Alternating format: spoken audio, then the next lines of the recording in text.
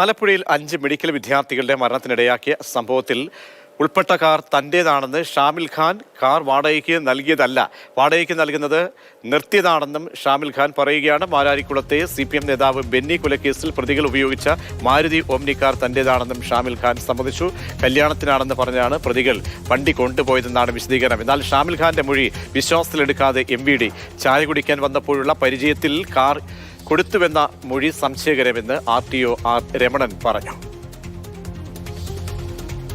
വണ്ടി വാടകയ്ക്ക് കൊടുക്കുന്ന ഒരു പതിവുണ്ടെന്ന് പറയുന്നുണ്ടല്ലോ, ശരിയാണ്? പണ്ടായിരുന്നു, ഇപ്പോൾ അതില്ല. നേരത്തെ ഒരു ബെന്നി കൊലക്കേസ് സമയത്ത് ആ സമയത്തൊക്കെ അതിപ്പോൾ ഇവിടെ എൻ്റെ വണ്ടിയായിരുന്നു. അതെ, ഓമിനിയായിരുന്നു. അത് എൻ്റെ വീടിൻ്റെ അയൽവക്കത്തുള്ള ഒരാൾ വിവാഹത്തിന് പോകണമെന്ന് പറഞ്ഞെടുത്തുകൊണ്ട് പോയതാണ്.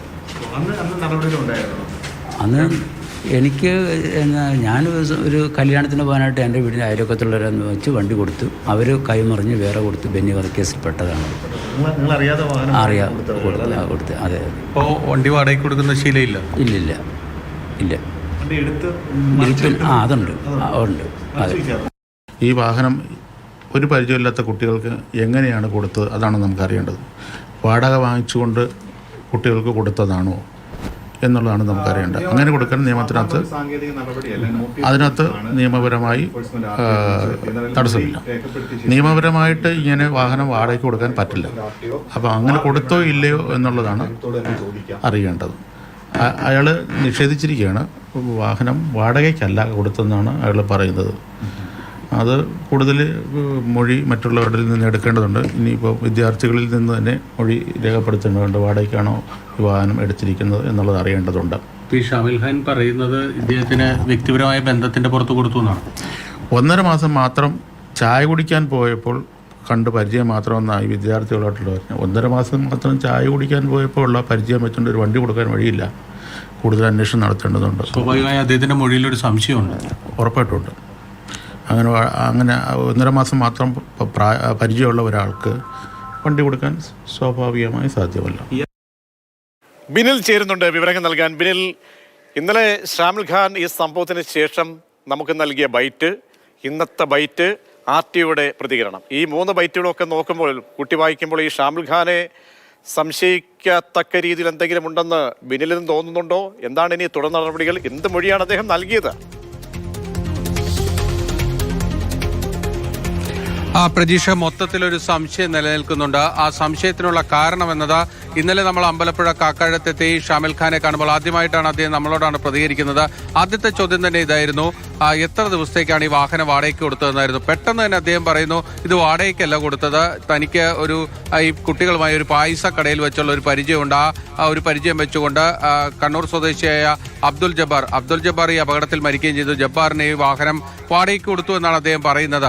വൈകാരികമായി അദ്ദേഹം പ്രതികരിക്കുകയും ചെയ്തു അവരുമായിട്ടുള്ള ആ ബന്ധമൊക്കെ സംബന്ധിച്ച്. പക്ഷേ ഇതിലൊരു സംശയം ഉണ്ടാകാനുള്ള ഒരു കാരണം, ഈ പ്രദേശത്ത് എല്ലാവർക്കും അറിയാം ഷാമിൽ ഖാൻ വാഹനങ്ങൾ വാടകയ്ക്ക് നൽകുന്ന ആളാണ് എന്ന്.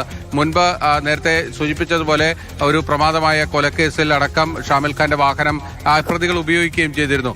അതുകൊണ്ട് തന്നെ എല്ലാവർക്കും അറിയാം ഷാമിൽ ഖാൻ ഈ വാഹനം വാടകയ്ക്ക് നൽകുന്നയാളാണെന്ന്. പക്ഷേ ഷാമിൽ ഖാനെ സംബന്ധിച്ചിടത്തോളം ഇപ്പോൾ ഈ കേസിൽ ഇത് വാടകയ്ക്ക് നൽകിയതാണ് എന്ന രീതിയിലേക്ക് കാര്യങ്ങൾ എത്തിയാൽ കടുത്ത നടപടികൾ നേരിടേണ്ടി വരും.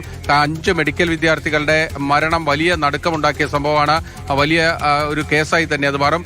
ഇത്തരത്തിൽ വാടകയ്ക്ക് നൽകുന്നത് നിയമവിരുദ്ധമാണ്. അതുകൊണ്ട് തന്നെ നൽകുമ്പോൾ ഷാമിൽ പറയുന്നത് അങ്ങനെയൊന്നുമില്ല എന്ന് നിഷേധിക്കുന്നു. പക്ഷേ ഷാമിലിന്റെ പശ്ചാത്തലമടക്കം ഈ വാഹനം നേരത്തെ കൊലക്കേസ് പ്രതികളടക്കം ഉപയോഗിച്ചതായി നമ്മുടെ മുന്നിലുമുണ്ട്. ഇനി MVDക്ക് ഈ സംഭവത്തിൽ എന്താണ് ചെയ്യാനാകുന്നത്? പ്രതീക്ഷ, ഈ വാഹനമല്ല, മറ്റൊരു മാരുതി ഒമിനി വാഹനം, അതായത് 2007 കാലഘട്ടത്തിലാണ് അത് ഒരു കൊലക്കേസുമായി ബന്ധപ്പെട്ട് അതിൽ ഉൾപ്പെടുന്നത്. ഇപ്പോഴത്തെ വാഹനത്തിന്റെ കാര്യത്തിലാണെങ്കിൽ ആ വാഹനത്തിന് 14 വർഷത്തോളം പഴക്കമുണ്ട്. പക്ഷേ അതിന്റെ ഫിറ്റ്നസ് അടക്കമുള്ള കാര്യങ്ങളിലെല്ലാം തന്നെ ഈ പരിശോധനകൾ നടത്തി അത് ഉറപ്പിക്കപ്പെട്ടിട്ടുള്ളതാണ്. അതിന് കൃത്യമായ ഫിറ്റ്നസ് ഉണ്ട്, മറ്റു രേഖകളൊക്കെ തന്നെ ഉണ്ട്. പക്ഷേ ഇതിൽ ഏറ്റവും പ്രധാനപ്പെട്ട പ്രശ്നം ഇത് വാടകയ്ക്ക് നൽകിയതാണോ അല്ലയോ എന്നതാണ്. അതിൽ ഈ സഞ്ചരിച്ചിരുന്ന മെഡിക്കൽ വിദ്യാർത്ഥികൾ, ഇപ്പോൾ പരിക്കേറ്റ ആശുപത്രിയിൽ ചികിത്സയിലുള്ള വിദ്യാർത്ഥികളുണ്ട്, അവരുടെ വിശദമായ മൊഴി രേഖപ്പെടുത്താൻ തന്നെയാണ് മോട്ടോർ വാഹന വകുപ്പ് തീരുമാനിച്ചിരിക്കുന്നത്. ഈ വാഹനം നൽകിയപ്പോൾ മരിച്ച അബ്ദുൽ ജബ്ബാറിന്റെ ഡ്രൈവിംഗ് ലൈസൻസിന്റെ കോപ്പി ഷാമിൽ ഖാന് മൊബൈലിൽ അയച്ചു നൽകിയിരുന്നു എന്നത് മാത്രമാണ് ഇപ്പോൾ മോട്ടോർ വാഹന വകുപ്പിന് മനസ്സിലായിരിക്കുന്നത്. അങ്ങനെ ഒരു ലൈസൻസിന്റെ പകർപ്പ് വെച്ചുകൊണ്ട് ഈ വാഹനം നൽകി. അതിൽ തന്നെയാണ് മോട്ടോർ വാഹന വകുപ്പിന് സംശയമുള്ളത്. ഇത് കൃത്യമായും വാടകയ്ക്ക് തന്നെ നൽകിയതാണ് എന്ന രീതിയിൽ തന്നെയാണ് അവരുടെ അന്വേഷണം പോകുന്നത്. പക്ഷേ അതിൽ മോട്ടോർ വാഹന വകുപ്പിനെ സംബന്ധിച്ചിടത്തോളം ഈ മെഡിക്കൽ വിദ്യാർത്ഥികളുടെ മൊഴി അതാണ് ഏറ്റവും പ്രസക്തമായിട്ടുള്ളത്. അവർ ഷാമിൽ ഖാനെതിരെ മൊഴി നൽകിയാൽ കൃത്യമായ നടപടിയിലേക്ക് പോകാൻ തന്നെയാണ് MVDയുടെ തീരുമാനം. ശരി, അതാണ് സാഹചര്യങ്ങൾ പിന്നിൽ പറഞ്ഞത്. അതായത് ഈ ഷാമിൽ ഖാൻ ഇപ്പോൾ നിഷേധിക്കുന്നു തനിക്കെതിരെയുള്ള ആരോപണങ്ങൾ. പരിചയത്തിന്റെ പേരിലാണ് ഈ വാഹനം വിട്ടു നൽകിയത് എന്നാണ് പറയുന്നത്. പക്ഷേ MVD അത് പൂർണ്ണമായും വിശ്വസിക്കുന്നില്ല.